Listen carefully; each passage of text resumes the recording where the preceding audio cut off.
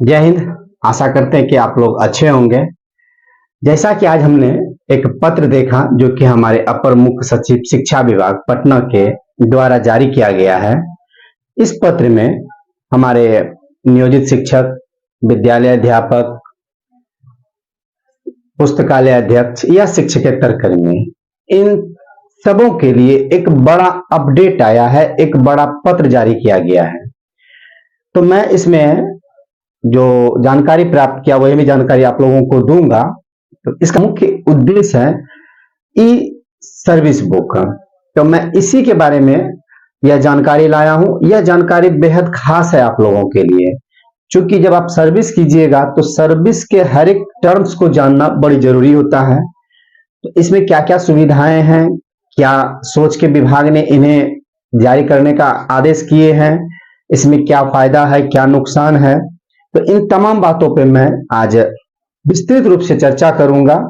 और इसमें जो कुछ भी कमी रह जाएगी तो आप मुझे कमेंट करके पूछ सकते हैं। साथ ही मैं आप लोगों से निवेदन करूंगा कि अगर आप हमारे इस चैनल का परिवार नहीं बन पाए हैं तो प्रथम आप सब्सक्राइब बटन दबा के हमारे इस परिवार का सदस्य बने।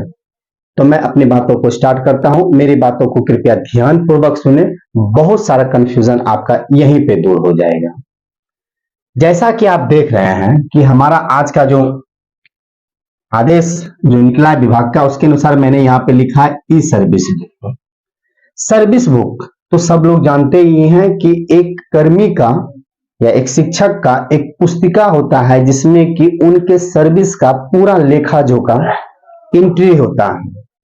यह सर्विस बुक अभी तक जो वर्तमान स्थिति में है वह मैनुअली है, जिसे कि हम लोग हाथ से लिखते हैं।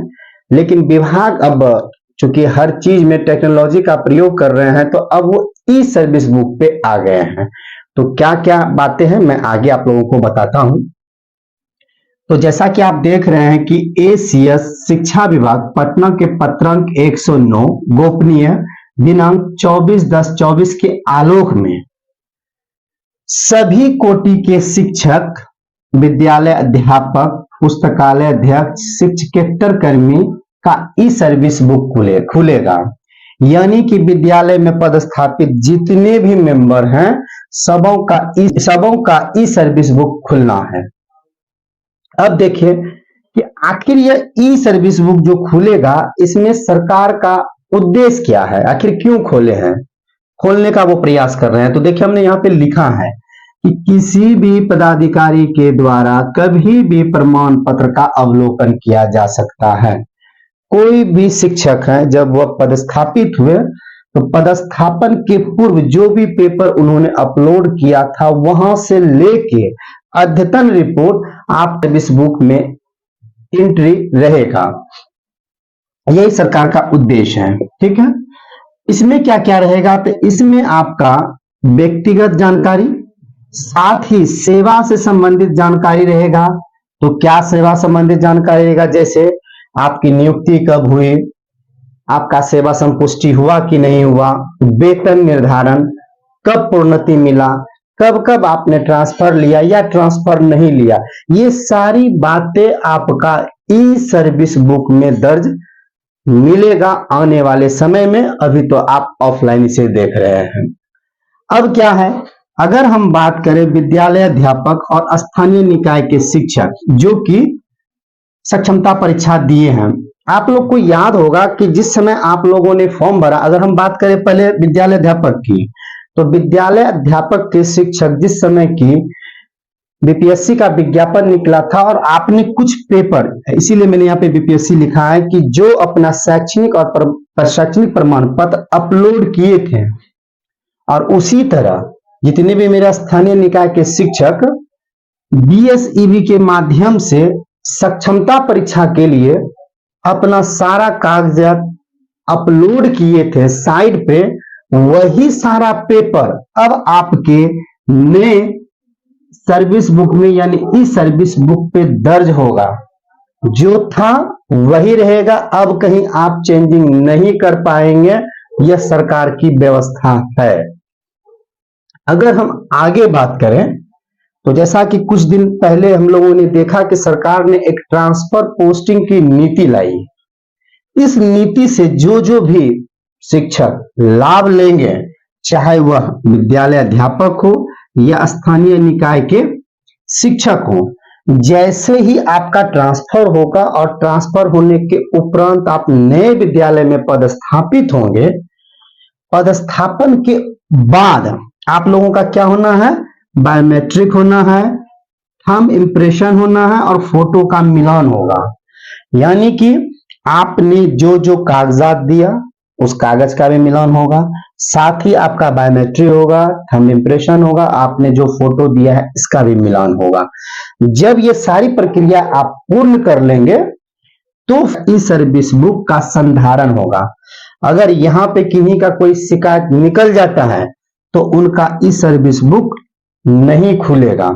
अब अगर हम बात करें, हमारे कुछ ऐसे भी शिक्षक हैं जो कि ना तो विद्यालय अध्यापक के रूप में है, ना ही स्थानीय निकाय से सक्षमता परीक्षा पास करके विशिष्ट शिक्षक के रूप में बने, तो वैसे जो शेष शिक्षक रह जाएंगे, साथ ही हमारे पुस्तकालय अध्यक्ष और जो हमारे शिक्षकेतर कर्मी हैं, इन लोगों का भी पूरा शैक्षणिक और प्रशैक्षणिक प्रमाण पत्र का जांच होगा और जांच होने के उपरांत उनका भी ई सर्विस बुक खुलेगा।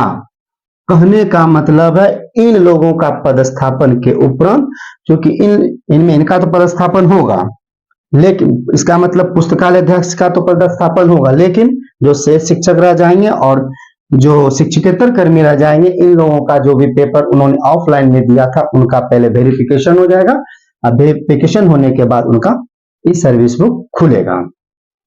इन सारी बातों के साथ साथ विभाग ने एक विशेष बात जो सबसे लास्ट में लिखी है, उनका कहना है कि इस सारे प्रक्रिया को अपनाने में अगर किन्हीं का शैक्षणिक या प्रशैक्षणिक प्रमाण पत्र, साथ ही बायोमेट्रिक, थंब इम्प्रेशन या फोटो में अंतर पाया जाता है तो उनके ऊपर विभागीय नियमानुसार कार्रवाई भी की जाएगी। अब समय आ गया है न्यू टेक्नोलॉजी का, ऑफलाइन काम से अब ऑनलाइन की ओर बढ़ते जा रही है, तो विभाग ने भी एक पहल की है कि अब अगर हमें किसी भी शिक्षक या कर्मी की कोई भी जानकारी लेना हो तो मैं पल भर में ही प्राप्त कर लूं। तो यह जानकारी बेहद खास है आप लोगों के लिए, ताकि आपको भी हर चीज की जानकारी होनी चाहिए। तो उम्मीद है कि यह जानकारी आप लोगों के लिए बेहद खास रहा होगा। इस तरह की जानकारी मैं निरंतर ला रहा हूं, जैसा कि आप देख रहे हैं हमारा वीडियो। तो मैं आशा करता हूं कि यह वीडियो आप लोगों को अच्छा लगा होगा, और साथ ही आप लोगों से बस यही रिक्वेस्ट करूंगा कि अगर आप हमारे इस परिवार का सदस्य नहीं बने हैं तो बनिए।